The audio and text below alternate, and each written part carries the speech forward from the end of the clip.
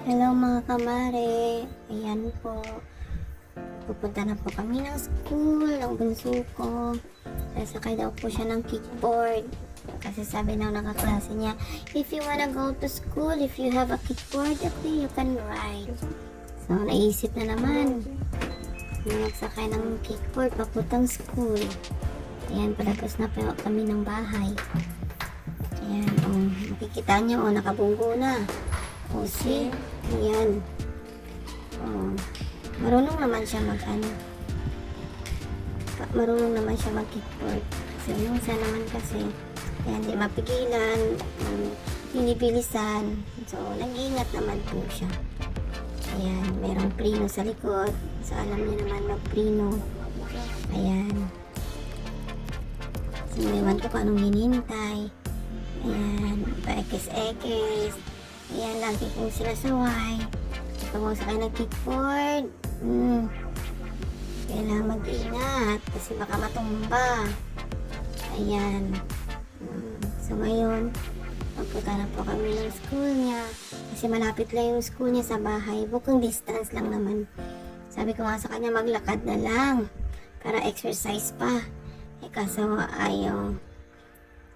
ayaw ko kung anong naisip, yun yung gagawin. Ayan. Maganda yung araw ngayon, hindi masyadong mainit, kaya diretso na siya sa school niya. Ayan. Kaya sabi ko, saan ka pupunta? Dito yung way ng school mo. Ayan, dumiretso ng school. So, ako naman, yan, uuwi sa bahay. Ayan, pinubuksan ko kasi yung bintana namin para sumingaw yung hangin, pumasok naman kumbaga para well ventilated yung loob ng bahay. Ayan, nagliligpit ako ng una namin kasi dito kami natutulog pag gabi sa sala. Kasi merong aircon dito sa labas ay sa loob wala. Kasi ngayon dito sa Korea, summer pa.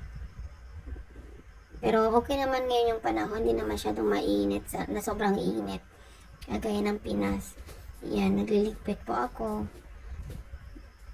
Pagkatapos niyan, datalin ko yung hinigaan ng panganay ko sa loob ng room namin. May isa-isa kaming kwarto, kaso ayaw ng bunso ko.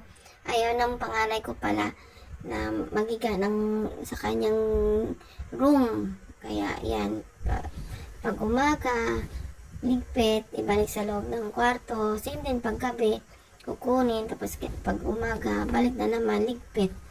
Yan yung ginagawa ko dito, mag-isa.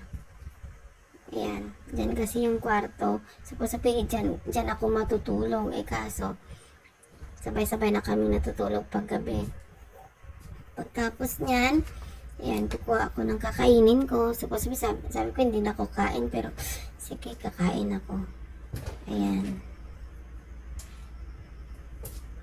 Pagkatapos nyan, ayan, nakapag-prepare na po ako ng kakainin ko. Tapos kumuha na din ako ng libro ko ng Korean books para magbasa-basa. Saka sasagutan yung mga nasa mismo sa loob ng paano yung nakasulat doon sa loob ng textbook. Yan yung routine ko dito sa Korea. Tapos maghintay ko ng schedule ng dalawa kong anak. So after nyan, maglilinis na naman ako. So habang patay oras kumbaga, habang kumakain, yan, magbabasa-basa ng Korean language para kahit papaano, meron tayong matutunan dito sa Korea. Laban lang, kumbaga. Kahit mag-isa. Walang kakwentuhan. Okay lang yan.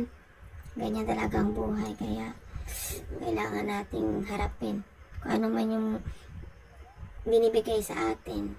Ayan po. So, pagkatapos kong kakain, magbabasa ako ng Korean. Para ma-practice ko din kahit papaano kung paano magbasa ng Korean at magsalita ng Korean. Kasi later on, magagamit ko din po yan. Pag like na magtrabaho ako, maghanap ako ng trabaho or mismo paglalabas po ako.